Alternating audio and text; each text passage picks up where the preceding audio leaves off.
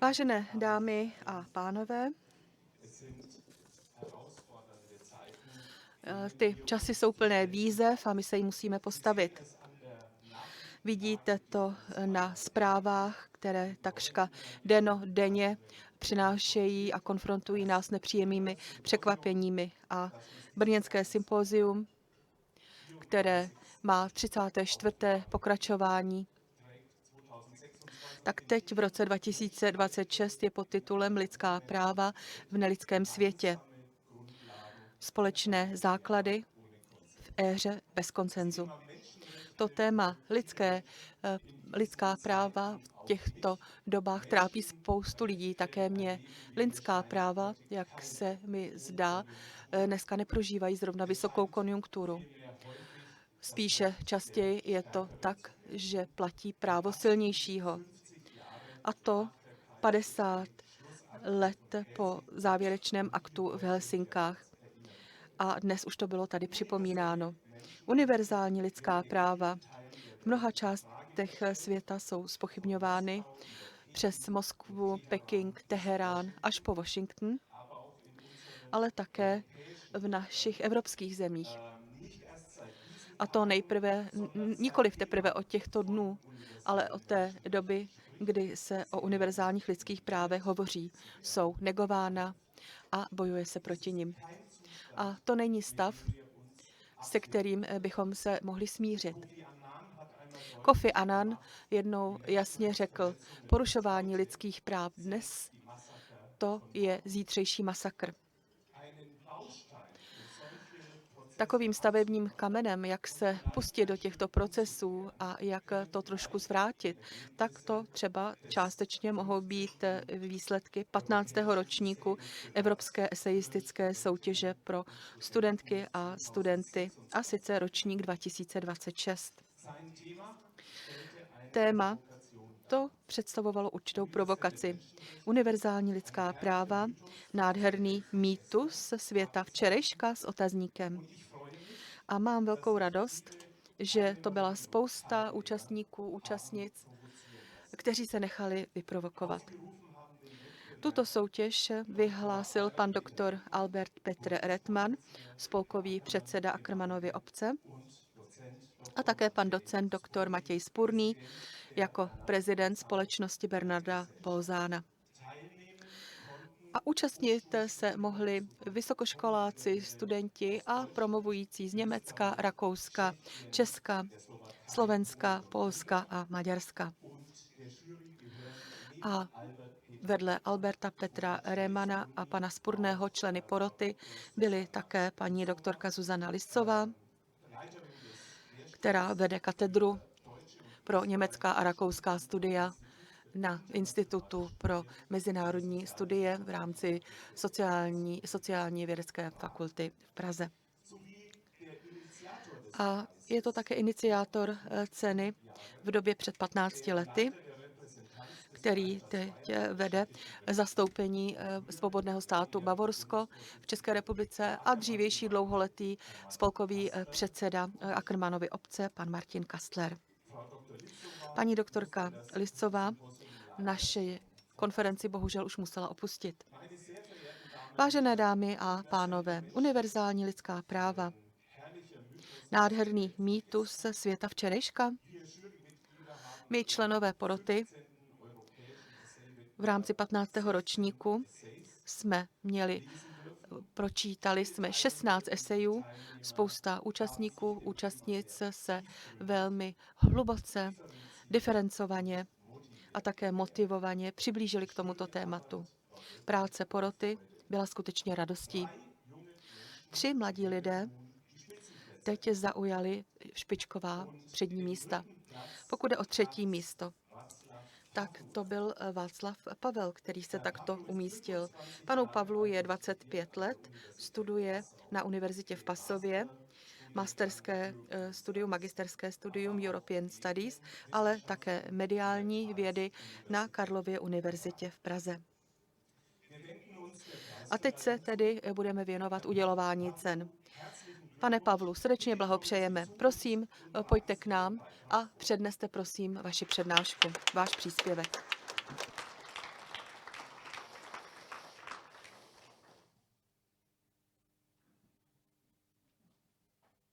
Schön, dass Sie zu uns kommen. To je hezké, že přicházíte, že jste tady na brněnském sympóziu a že přicházíte dopředu sem na pódium. Tak prosím, pane Pavlu. Děkuji za tu příležitost a chtěl bych poděkovat i všem organizátorům, kteří toto sympózium organizují. A teď už k eseji. Na plakátech se slova lidská důstojnost lesknou jak pozlacené písmo na starých knihách. Ve skutečnosti však často připomínají spíše kulisu. Hezkou fasádu na domě, v němž se bydlí jinak, než se navenek slibuje. Svět se tváří soucitně a přitom se s ním obchoduje jak s lehkou děvou. Mluví se o právech a přitom se všem přepočítává na bezpečí, na zisk, na nutné oběti. Co když je univerzalita lidských práv jen krásná pověst? Mýtus, který si vyprávíme, abychom snesli vlastní pohodlí a neviděli vlastní kus viny. Stačí se podívat blíž, ne na mapu, ale do každodennosti. Lidská práva se totiž neporušují jen tanky a věznicemi. Často se totiž rozpadnou už v tónu hlasu, v posměšku, v pomluvě, v tom drobném nech to být. Když někdo vedle nás poníží druhého. A nejzrádnější je ticho. Ticho, které z nás dělá slušné diváky neslušných scén. Jsme pak opravdu lidé práv, nebo jen lidé frází? Možná jsme, jak se bojím, jen nádoby naplněné hodnotami, které nám společnost nalila do hlavy. Opakujeme je jako modlitbu, bez víry. Umíme správně říkat respekt, rovnost, svoboda. Ale v okamžiku, kdyby nás tato slova měla něco stát, ochotně je odložíme jako kabát. A pak se divíme, že se práva jeví jako mýtus. A právě mýtus vzniká tam, kde se vypráví o něčem, co se nežije. Nietzsche kdysi hodil do evropské mysli kámen, který dodnes dopadá. Bůh je mrtev. Ne jako senzace pro ateisty, ale jako zpráva o ztrátě společného severu. Když se vytratí univerzální autorita, která držela slova pohromadě, začnou se hodnoty rozpadat na soukromé zájmy. Pak už není dobro něco, k čemu se vztahujeme, ale něco, co si vykládáme podle potřeby. A lidská práva? Ta se snadno promění v dekoraci pro ty, kdo zrovna potřebují vypadat ušlechtile, a v přítěž pro ty, kdo by je měli opravdu chránit. Hobbes by se možná nad tím ani nedivil. Člověk člověku vlkem. A za tenkou slupkou civilizace čeká stará známá konkurence, strach a touha mít navrch. V jeho logice je řád, křehká přehrada. Drží, dokud jí drží moc. Jenže co když se sama moc přestane tvářit, že přehradu potřebuje? Co když se i ti, kteří mluví jménem hodnot, rozhodnou, že je výhodnější být upřímně silný, než uhlazeně spravedlivý? Pak se univerzální zcvrkne pro nás. A práva se stanou měnou, kterou si mění jen ty, kdo mají čím platit. A přece je to i jiná možnost. Ne jako naivní optimismus, ale jako protiváha cynismu. Rousseau připomínal, že člověk se rodí svobodný a přitom je všude v okovech. Ty okovy nejsou jen politické. Jsou to i okovy závisti, mamonu a chtíče, které nás vedou k tomu, abychom druhého vnímali jako překážku nebo nástroj. Jenže Rousseau zároveň věřil, že v člověku je schopnost soucitu. Ne jako naučená etika, ale jako přirozené pohnutí. Možná je právě to nejskromnější a nejpevnější základ lidských práv. Ne paragraf, ne tribunál, ale prostá citlivost, která v druhém vidí člověka dříve než soupeře. Vzpomínám si na drobnou situaci, která se nehodí do dějin, ale hodí se do svědomí. Někdo v kolektivu utrousil krutou poznámku na adresu slabšího. Nic velkého se nestalo. A právě to je děsivé. Všichni se jen pousmáli, já také, a šli jsme dál. Až později mě dohnala jednoduchá otázka, kdy přesně jsme tomu člověku vzali kousek důstojnosti. Ve chvíli, kdy jsme mlčeli. Ten malý hřích je univerzální. A pokud platí, že každý z nás někde porušil práva druhého, pak platí i to, že každý z nás je může znovu začít naplňovat. Ne prohlášením, ale činem, který má podobu jediné věty. Tohle není v pořádku. Možná tedy nejsou lidská práva mýtem světa včerejška, ale mýtem v tom nejlepším smyslu. Příběhem, který nás má vést z našeho menšího já. Mýtus nemusí být lež, může být horizont. Jenže horizont se neposouvá deklaracemi, nýbrž chůzí. Lidská práva nejsou hotová pravda, kterou stačí podepsat. Jsou každodenní prací proti gravitaci lidské pohodlnosti. Když se o ně přestane pečovat, nezůstanou ani jako vznešený ideál. Zůstanou jako cynický slogan, který se dá použít k čemukoliv. Co by znamenalo vzít je vážně? Nejen ve velké politice, ale v jazyce, které mluvíme. V tom, komu dáváme prostor. V tom, zase postavíme, když někdo někoho zesměšní. V tom, zda odmítneme zkratku, on si to zaslouží. Znamenalo by to připustit, že svoboda není jen právo dělat si, co chci, ale i schopnost odolat tomu, co mě zotročuje zevnitř. Strach, závist, chtíč po uznání. A možná by to znamenalo i nový druh víry. Ne víry v nebeský dohled, ale víry v to, že člověk může být lepší, když se k tomu den po dni vrací. I přes vlastní slabost a i proti proudu. Jestli ho Nietzscheho diagnóza platí, pak Bůh jako garant hodnot už nepřijde. O to naléhavější vystává otázka, kdo bude garantem teď. Odpověď je nepohodlná, protože míří na nás. Univerzální lidská práva budou tak univerzální, jak univerzální bude naše odvaha bránit důstojnost i tam, kde se nevyplácí.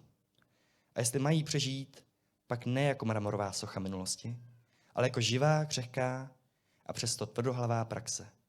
V ní se soucit nepředstírá, ale pěstuje. A přesto se mi do mysli vrací otázka, kterou si nechci zakázat jen proto, že zní naivně. Nastane někdy doba, kdy práva a svobody nebudou porušovány? Kdy bude potřeba připomínat, že člověk není prostředek, ale cíl? Že slabost není pozvánkou k výsměchu? Že bolest druhého není šum, který lze přerušit vlastním pohodlím? Upřímně, přeji si to. A doufám, že nejsem sám.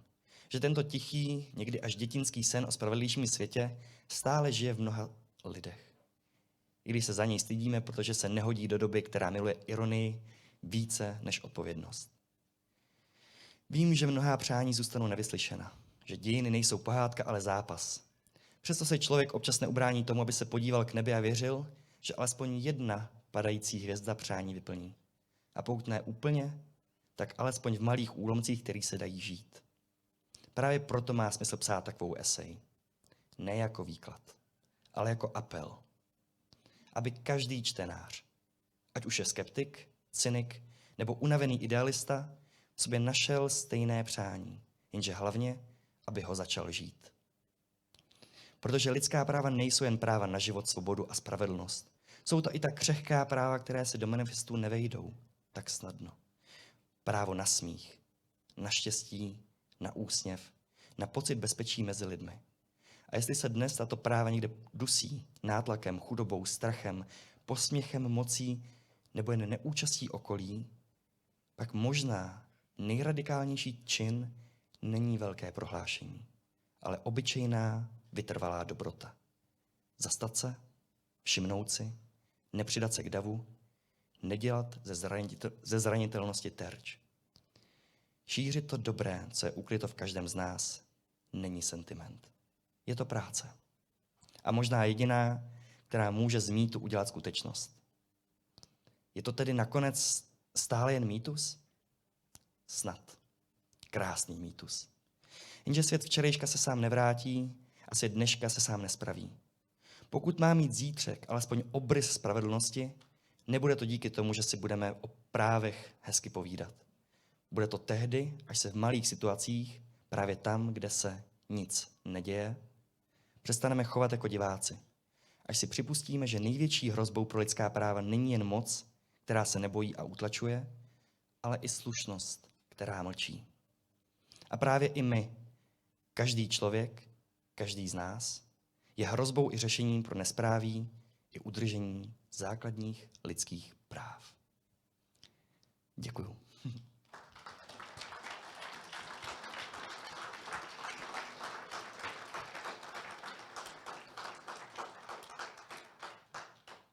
Haben Sie vielen Dank.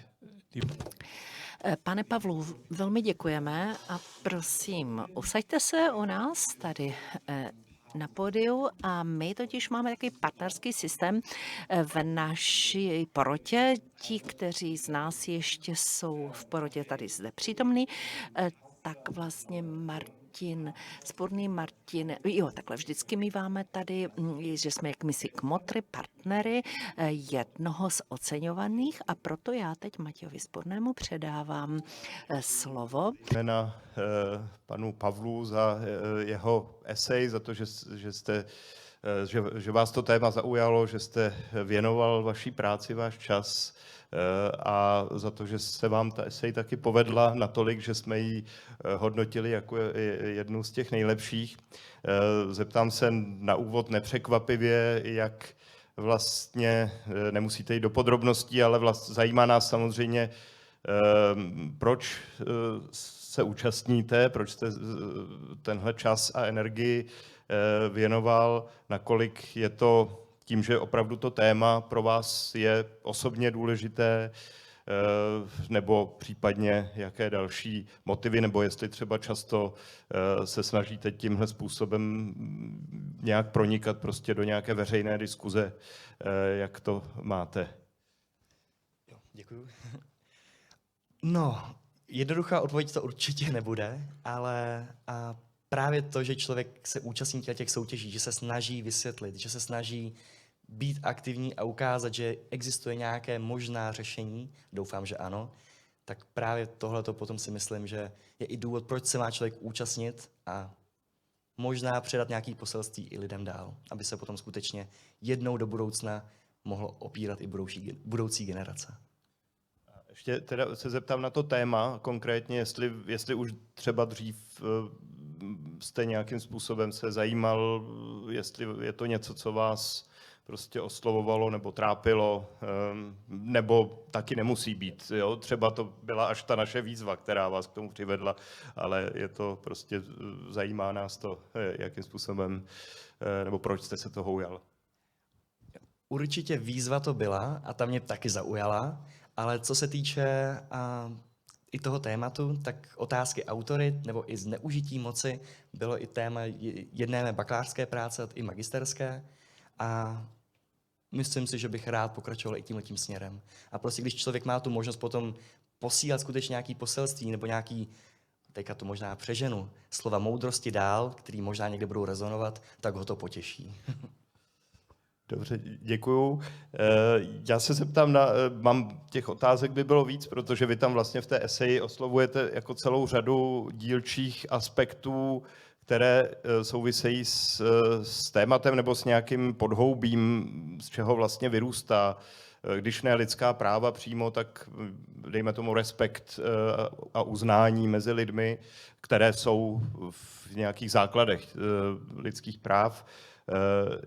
Jedna věc mě zaujala na začátku nebo z počátku té eseje, když píšete o tom, že se bojíte, že jsme nádoby, nebo jestli nejsme jenom nádoby naplněné hodnotami, které nám společnost nalila do hlav.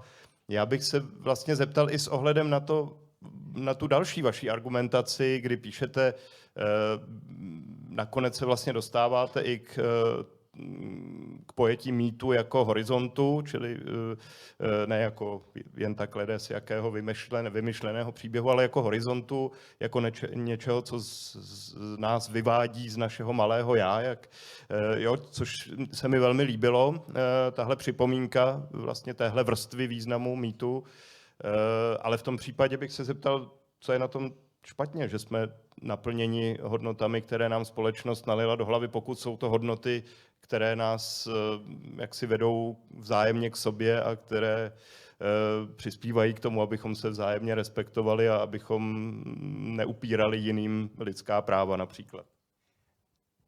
Tam právě těma hodnotama bylo míněno to, že ty lidi ty hodnoty sice znají, stejně jako by slova respekt, pomoc, spolupráce a tak dále, ale skutečnému významu nerozumí. To je mnohdy, že člověk deklaruje něco, co si myslí, že je správně, což správně má být, ale sám proto nic nedělá. Opakuje to skutečně, jak tam i píšu, jako modlitbu, kterou vlastně nedokáže přečíst, nedokáže ji pochopit, ví, že se to má říkat, říká to, ale ty hodnoty v sobě nemá zakořeněný.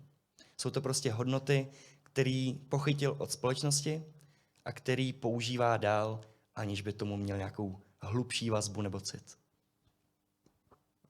Čili jestli teda tomu správně rozumím, tak nejde o to, odkud ty hodnoty přicházejí, ale spíš o to, jakým způsobem se jimi člověk obsluhuje. Jestli je žije, anebo jestli je, dejme tomu, využívá instrumentálně jako vlastně rituál, dejme tomu.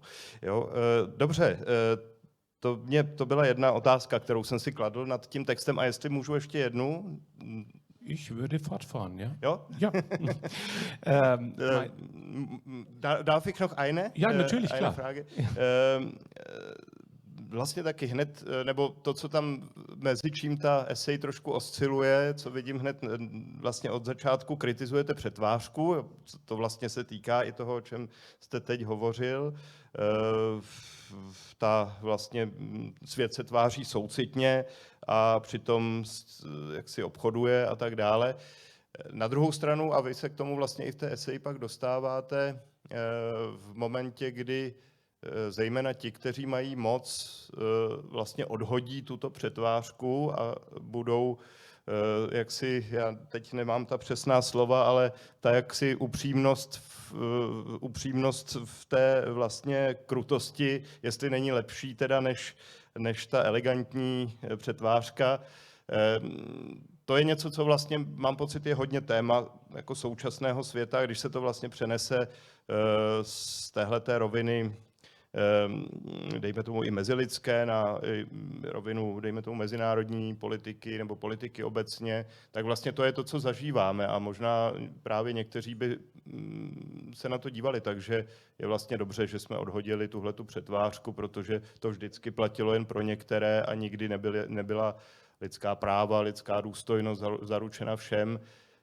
Je to opravdu ta cesta, nebo provokativně není nakonec ta přetvářka vlastně, neslouží nakonec ta přetvářka k tomu, že alespoň se můžeme na něco odkazovat, k něčemu vztahovat a svým způsobem legitimizovat určité modely toho, jak spolu vzájemně vycházíme ve světě? Co se týče téhleté otázky, tak tam možná přímo navážu i na genealogii morálky od Nietzscheho, kde právě on sám říká, že možná jsme svázaní resentimentem, zkaženou morálkou, co už je vlastně tady daná, ale teďka se bojím, že to pojmu úplně jinak, ale možná ještě můžu zopakovat rychle tu otázku, co jste položil. Když to řeknu hodně jednoduše, jestli nakonec ta přetvářka není to nejlepší, v tomto smyslu to nejlepší, co jsme zatím si mohli přát a jestli ten apel na to odhodit tu masku vlastně nakonec není destruktivní. Jo, když to takhle vyhrotím. No, radši jsem rád, že ještě někteří lidi masku mají, protože kdyby ji skutečně odhodili úplně všichni, tak nevím, co by tady bylo. A upřímně doufám, že si někteří státy, zástupci lidí a podobně masku ponechají ještě dost dlouho.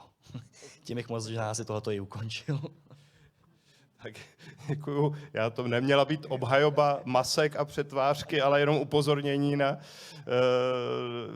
na to, že ta rétorika odhození masky často vlastně vede k konsekvencím, za které nejsme úplně vděční. Tak děkuju a předávám slovo zase Oliverovi.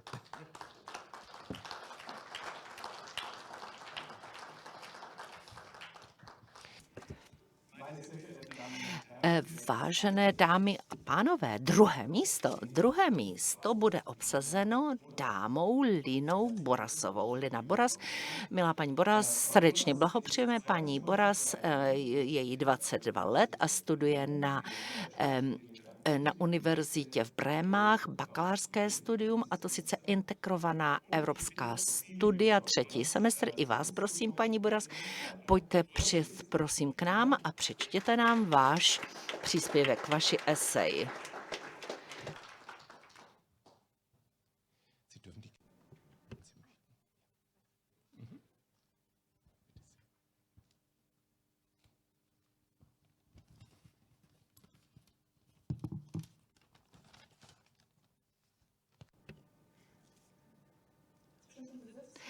mezi vlastnictvím a mezi požadavky. Martin Luther King Jr. popsal nespravedlnost jako něco, co ohrožuje spravedlnost všude.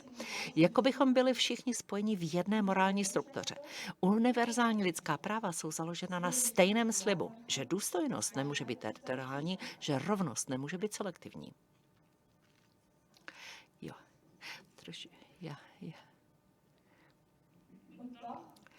A přesto má slovo univerzální něco zvláštně křehkého. Naznačuje to pevnost, stálost, morální základ, který nelze odvolat. Pokud se však podíváme blíže na historii a na současnost lidských práv, tato pevnost začíná se rozpadat. Univerzální lidská práva totiž nepopisují svět, který existuje, ale svět, který by správně existovat měl. Nevytvářejí rovnost, svobodu ani důstojnost, ale pouze je vysvětlují. Zakotují ideál v zákonu a žádají, aby ho realita následovala. Možná právě v tom spočívá jak jejich síla, tak i slabina. Často jsem si kladla otázku, co to znamená, že moderní řád lidských práv byl kodifikován státy, které vládly říším po staletí, rozdělovaly kontinenty, organizovali svět podle hierarchii vykořisťování. Stejné mocnosti, které kdysi v minulosti nárokovaly země a celé národy, tak později vyhlásili univerzálnost lidské důstojnosti. Je těžké nevidět ten napětí. Je to historický zlom, který nelze zcela komplexně překonat. Dalo by se dokonce říct, že jazyk lidských práv nabízel cestu ke vstupu do nového morálního řádu, aniž by se zcela rozložily struktury toho starého původního. A to je ten důvod, proč někdy i váhám, když jsou lidská práva používaná jako důkaz morální nadřazenosti. Například Evropská unie byla vyznamenána Nobelovou cenou míru za proměnu kontinentu plného válek v oblast spolupráce. A přesto stejný politický řád provozuje různá detenční zařízení na svých vnějších hranicích a prezentuje migraci převážně jako otázku bezpečnosti, její řízení. Nazývat to pokrytectví mi přijde příliš jednodušené. Evropský projekt to totiž nikdy nebyl bez vnitřní energie. Vždy to byla dohoda zájmu. Nepříjemnou pravdou může být, že lidská práva nikdy neexistovala mimo politické kalkulace. Jsou do něho přímo integrována. Právě z tohoto důvodu znamená nárok na univerzalitu také zvláštní odpovědnost, zejména pro ty politické řády, které tento nárok v historii formulovaly. Ale samotné prohlášení odpovědnosti si nezaslouží uznání, pokud tam není odpovědnost. Odpovědnost za minulost, přítomnost i budoucnost.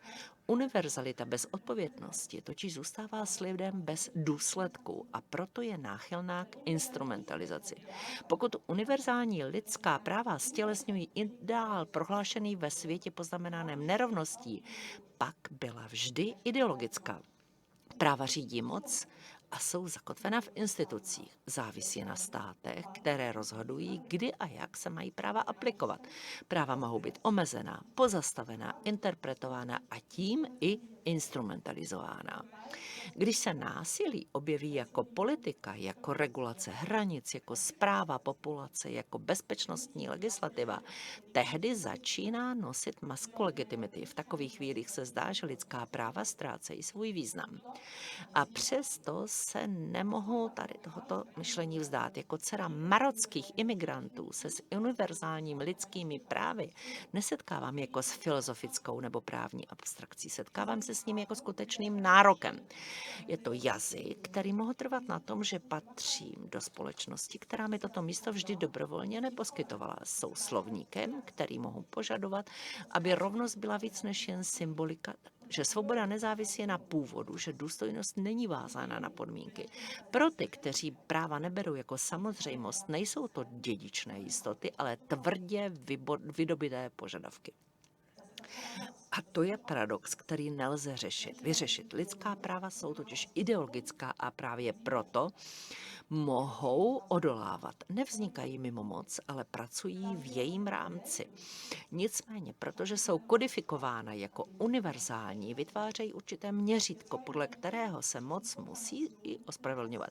Vytvářejí mezeru mezi prohlášeními a praxí, jakousi propast. A moje kritika vychází právě z této propasti. Demokracie nepřežívá pouze díky stabilitě, přežívá a zkvétá díky důrazu, že přítomnost není konečnou formou politického řádu. Demokracie je prostě snaha o něco lepšího a v tomto smyslu univerzální lidská práva nikdy nebyla mýtem o ztracené minulosti. Vždy měla být mýtem zítřka, jakousi projekcí, která ukazuje na podmínky a za podmínky, které je vytvořily, nepotvrzují morální výkon, úspěch, ale odhalují spíše morální selhání. Teprve, když jsou prohlášena za trvalý majetek, ztrácejí svou rušivou sílu a stávají se dekorativními.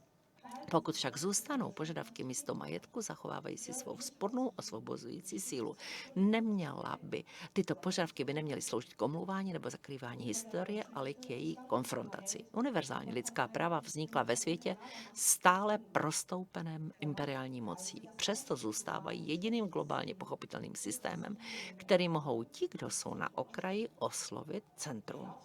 Vzdát se jich neoslabí staré mocenské sítě, ale nechá je bez výzvy. Pokud mají lidská práva zůstat víc než jen morálním slovníkem, musí si uvědomit násilí a nespravedlnost dříve, než se stanou jen podívanou. Teprve tehdy se jejich univerzálnost může změnit z prohlášení na odpovědnost. Možná jsou univerzální lidská práva mýtem, ale nikdy nebudou mýtem včerejška. Zůstanou slibem, který přetrvá i do zítřka. A dokud budou požadována, nebudou vlastněna, demokracie a s ní i lidstvo bude nadále dýchat. Děkuji vám.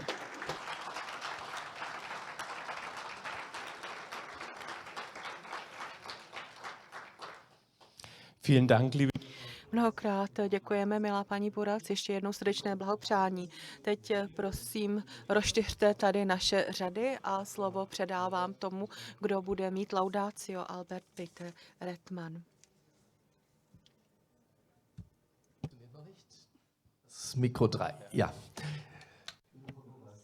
Milá paní Kura, srdečné poděkování, děkuji za ta silná slova a rád bych to řekl ještě a ocenil doslova to, co jste tady přednesla. Ten váš esej nás velmi přesvědčil, poněvadž ukazujete, že pokud je o lidská práva, tak nejde o popis skutečnosti, ale jde o to, že může existovat a měl by existovat svět, který je jiný než ten dnešní. A že ta dynamika a síla lidských práv spočívá v tom, že mají potenciál nespokojit se s těmi poměry, tak jak je máme teď. A právě proto je to něco jako mýtus, ale právě mýtus, který má revoluční sílu, jak bych to řekl. A myslím si, že je to zvlášť přesvědčivé. Je to jednak ta vaše reflexe a také ten aspekt, že to porovnáváte a spojujete s historií vaší vlastní rodiny. A pokud jde o rodinný příběh, to, co jste prožili, to ukazuje, že na mnoha místech si musím vybojovat to své místo. Vyžaduje si to také kolektiv. Jak takový mýtus, takovou myšlenku lidských práv, aby svět nezůstal takový, jaký je, ale aby se dále vyvíjel tím směrem, který je žádoucí. A právě proto je to velmi pěkné. A sice lidská práva, to je ten vokabulář a můžu vyžadovat něco více, než jenom to, co je symbolické. Upřímně řečeno, podobně jako Matěj, mám spoustu otázek, já se omezím pouze na jednu nebo dvě. Jednak, když se vás smím zeptat osobně, pro vás osobně, co vám dává sílu říct, že ne všechno je beznadějné a těžké, zažívám toho negativního, jak individuálně, tak i kolektivně a ve světě. A co vám dává sílu? Tak pozitivně a optimisticky kráčet dopředu a nevzdávat to. Já si myslím, Je to cynický obraz světa, který je naprosto přirozený, že člověk do toho sklouzne a dál to buduje. Ale to nic nepřinese. Z cynického světa nemůžete vyjít konstruktivně dopředu. A proto nevím, jak optimistická jsem ve skutečnosti. Spíš si myslím, že je to takové uznání toho, že takové věci je potřeba pozorovat kriticky, tak aby se věci mohly ubírat kupředu. Jinak bychom už neměli žádnou budoucnost. Když se díváte, jak to vnímáte ve skutečnosti, je to určitá výseč té skutečnosti. Tak co vám dává, a nechci být negativní, my bychom mohli hodně toho říkat o negativním, ale to je síla, která nám dává něco pozitivního. Kde dneska vnímáte věci a co máte na zřeteli, když říkáte, lidská práva mají dynamiku a jde to kupředu? Myslím si, že skutečně jsou to ty malé věci, které zažívám s lidmi, se spolužáky, spolustudenty na univerzitě, kteří se také angažují v nejrůznějších studentských organizacích a tak dále. Tam je ta síla, ten plamen a ta snaha o tu lepší budoucnost. Tam se to jasně ukazuje. A současně jsou to také společenská hnutí. Také spousta demonstrací, ta velká hnutí, například v Brémách, také proti pravicovému populismu šli hodně lidi do ulic a demonstrovali proti tomu. A tam stále znova vidím, že se vyplatí za to bojovat. A že to, co se jeví jako samozřejmost, by se mělo vidět jako boj. Takže především takové záležitosti, ale hlavně v rodině. Vím, co například osobně to znamenalo pro mé rodiče přestěhovat se do Německa, naučit se nový jazyk a obstát ve světě práce a také poznat diskriminaci i na ulici a tak dál a vždycky to ustát a pokračovat, protože jinak by to prostě dál jít nešlo. Děkuju.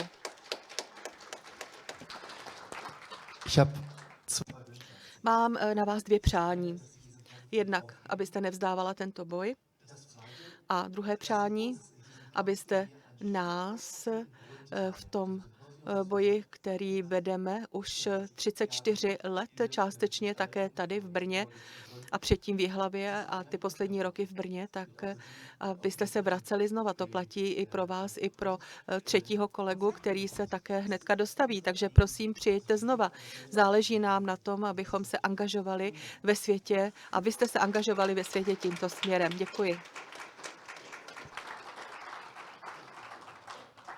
Vielen Dank, Albert Peter. Herzlichen Glückwunsch nochmal. Děkujeme mnohokrát, Alberte Petře, děkujeme mnohokrát, paní Gudas. No a napětí vzrůstá. A jako každý rok tady máme virtuální bubnování. A kdo zaujmul první místo? A sice pan Pablo Dufour. Srdečné blahopřání.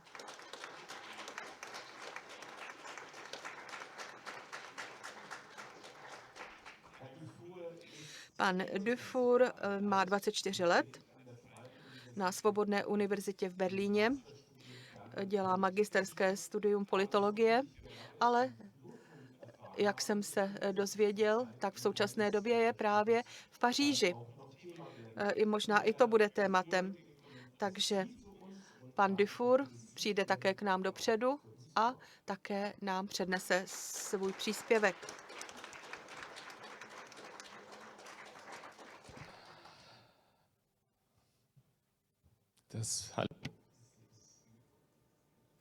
Tak prosím, mikrofon je váš.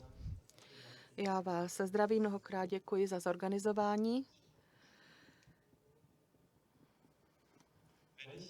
Když stojím před památníkem obětí holokaustu v Brně, který připomíná násilí, jež dnes téměř nikdo osobně nezažil, ptám se sám sebe, co je upřímnější. otevřené uznání moci a zájmu, anebo tvrdohlavé odkazování na hodnoty, které jsou opakovaně porušovány. V mé generaci slovo lidská práva často zní jako prázdný vzorec z politických nedělních projevů. A přesto bez přesně takového vzorce by bylo těžké si představit Evropu, kde dnes svobodně studuji, cestuji a také diskutuji. Možná chyba není v tom, že jsme věřili v lidská práva, ale že jsme věřili, že bychom se mohli obejít bez nich. Přitažlivost vzdání se je velká. Kdokoliv se podívá na současnou světovou politiku, tak sotva se vyhne pokušení odmítnout koncepci univerzálních lidských práv jako zastaralý mýtus. Autoritářské režimy jsou často lhostejné ke svobodě a důstojnosti jednotlivce, zatímco demokratické státy stále více ospravedlňují svou základní zahraniční politiku bezpečnostními zájmy a ekonomickým užitkem. Tvrzení, že jednají morálně, se zdá být spíše překážkou než pomocí. V tomto ohledu má upřímný cynismus téměř osvobozující účinek. Konečně lidé nedělají, nepředstírají, že jde o hodnoty, když ve skutečnosti jde o zájmy. Tento cynismus je fascinující, protože slibuje jasnost ve světě dvojích metrů a pokud nikdo nebude předstírat, že reprezentuje univerzální standardy, tak už nikdo nebude muset podle nich být měřen. Lidská práva se pak jeví jako dobře míněné, ale neúčinné morální pozadí minulých desetiletí, jejichž selektivní uplatňování je stejně vyčerpané. A v tomto výkladu žijeme upřímněji, když si uvědomujeme, že moc nakonec vždy rozhoduje. Ale čím déle o tomto postoji přemýšlím, tím jasněji tu přichází, že ignoruje zásadní rozměr historickou zkušenost prostoru, jako je východní a střední Evropa, kde poctivost bez morálních omezení málo kdy vedla ke spravedlnosti. Zvláště tady mezi Německem, Českou republikou, Slovenskem otevřené přiznání moci a zájmu nikdy nebylo začátkem usmíření, ale obvykle předehrou k násilí, vyhnání a desetiletím ustrnutí. Historie 20. století v tomto regionu je historií vnucených pravomocí, kdy nacionalistické nároky na moc a etnické kategorizace byly málo kdy skryty za evokačními hodnotami. Rozhodnutí o příslušnosti byla málo kdy činěna ve jménu abstraktních ideálů a jazyk omezení a střízlivých nutností téměř znemožňoval nesouhlas. Násilí bylo výsledkem logiky, která se považovala za realistickou. Kdokoliv, kdo považuje lidi především za kolektivní entity, už nepotřebuje žádné morální ospravedlnění pro jejich vysídlení nebo zbavení práv. Výsledkem nebyla stabilita.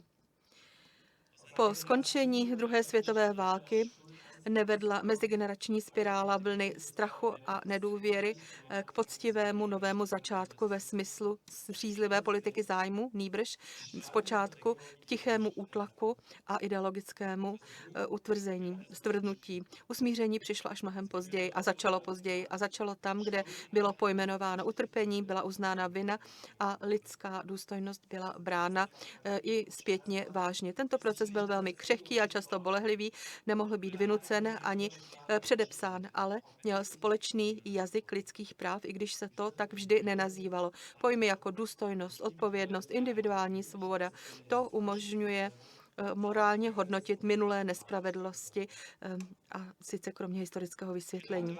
Právě zde spočívá často podceňovaná síla lidských práv. Mylná představa, že lidská práva jsou pouze nástrojem omezující moc a politickou legitimitu, neuznává a podkopává jejich funkci jako normativní gramatiky, která umožňuje vůbec mluvit o nespravedlnosti a která by byla sotva představitelná bez usmíření. Ne proto, že by to vyřešilo konflikty, ale protože by je učinilo vyslovitelnými. Bez této gramatiky se zkušeností utrpení rozpadají se soukromé příběhy, které zůstávají politicky bezvýznamné, protože pouze prostřednictvím univerzálních konceptů se individuální nespravedlnost stává slučitelnou s kolektivní odpovědností. S tímto ohledem se setkávám v rozhovorech o vlastní rodinné historii, zejména v příběhu útěku mé babičky, poznamenaném ztrátou, odchodem a snahou vybudovat si nový život. Stejně jako v tom, jak je historie jako celek vyprávěna anebo ukrývána. Lidská práva tady představují hranici toho, co lze považovat za legitimní, i když tato hranice byla překročena. Na tomto pozadí mi současná výzva k upřímnému cynismu připadá problematická. Může odhalit pokrytectví mocenské politiky, ale zároveň to ruší standard, podle kterého lze tuto politiku vůbec kritizovat. Když jsou zájmy posledním argumentem, není prostor pro odpovědnost nebo morální sebeoddanost. Vzdání se lidských práv tedy znamená vzdání se společného jazyka kritiky a toto nebezpečí je těžké rozpoznat zvláště pro mladou generaci, která vyrůstala v relativně otevřené a míru milovné Evropě. Lidská práva nám často připadají samozřejmá a jejich patos působí opotřebovaně. Jejich vymáhání je nekonzistentní. Kde ale není argument proti tomu, nýbrž argument pro jeho znovu objevení jako záměrně nedokonalá prezentace ve světě plném konfliktu. Dějiny střední a východní Evropy učí, že poctivost bez normativních omezení nevede k usmíření. Učí také, že lidská práva jako nutný rozpor s dnešním světem mají největší dopad tam, kde jsou požadována, i když je jejich ignorování zřejmé. Když opouštím památník v Brně, otázka upřímnosti zůstává. Ale teď se mi prezentuje jinak. Upřímnost není zřeknutí se hodnot ve prospěch moci. Je upřímné uznat, že bez hodnot můžeme sice vidět jasněji, ale konáme hůř. Lidská práva nejsou zárukou spravedlnosti, ale bez nich nám chybí jazyk, který by uznal nespravedlnost jako takovou. Jsou nepostradatelná právě proto, že nikdy úplně neodpovídají logice moci a její hodnota nespočívá ve fungování, ale v rozporu, v protiřečení. Možná naší zodpovědností dnes není bránit lidská práva, jako by byla nedotknutelná, ale neopouštět je právě tehdy, když třeba to učinit by bylo jednodušší.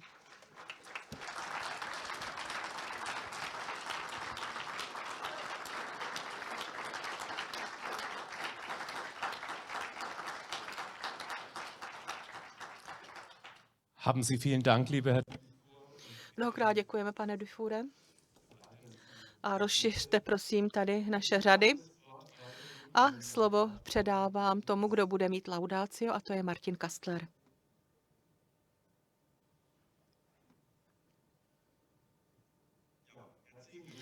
Srdečné blahopřání z naší strany. A také teď prostřednictvím vaší briliantní eseje se nám jakoby postavil zrcadlo. Ne nám, každému jednotlivě, osobně, konkrétně, ale přece v tom klidu, v jakém se tady ve střední Evropě nebo v EU pohybujeme. Tak jako altruisté jsme tady ti, kteří třeba morálně tady posledních 80. let po konci druhé světové války, po budování EU, po stabilizaci OSN představovali určitou konstantu. A myslím si, že v tom textu jste to naprosto jasně ukázala, že si nemůžeme být až tak jistí. Ukázal, promiňte, a ta nejistota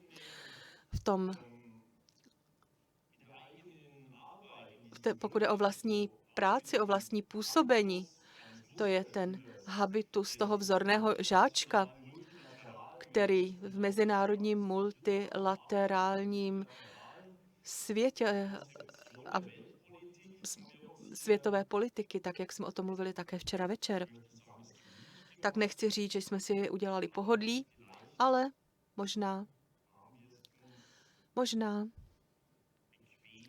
že jsme si to udělali pohodlné a prostě si žijeme tak, jak to je.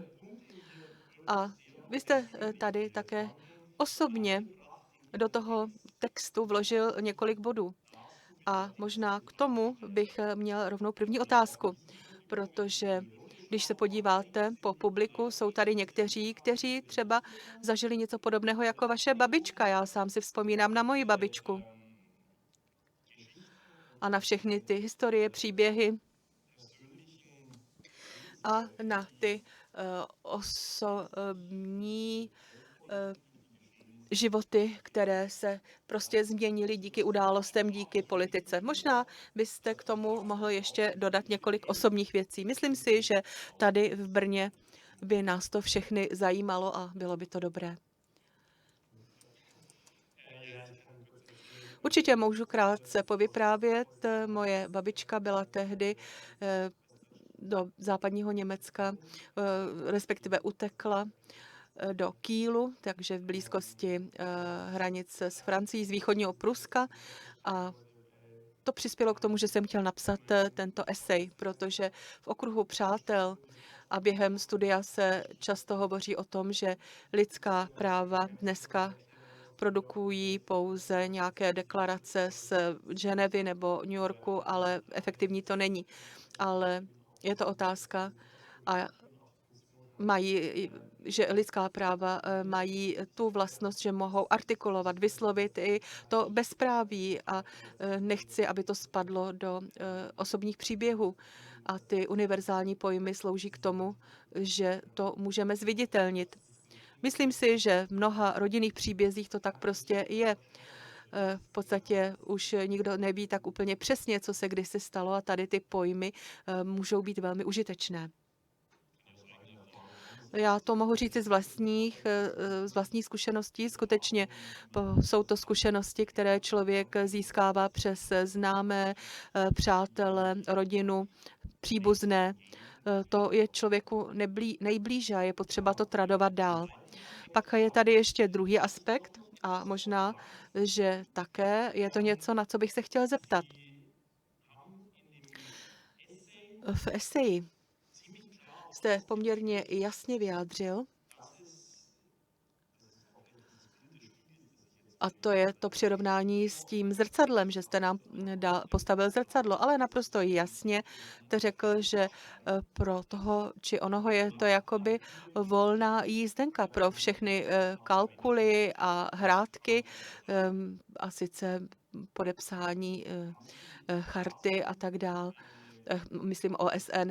A osobně máte nějaké zkušenosti v rámci studia, které absolvujete, kde jste viděl, že to právě jsou aktuálně ty obrázky, které vám jdou hlavou, když jste, nebo šli hlavou, když jste psal tu esej? Možná, že by to byla napínavá otázka dneska pro vás aktuálně. Co bylo důvodem pro tu esej? Já skutečně jsem neustále konfrontován vlastními přáteli s tou myšlenkou a sice, že ta lidská práva jsou vyprázdněná. A také pokud jde o Mezinárodní trestní tribunál, co to přinese, když pachatelé se nedostanou do Hágu.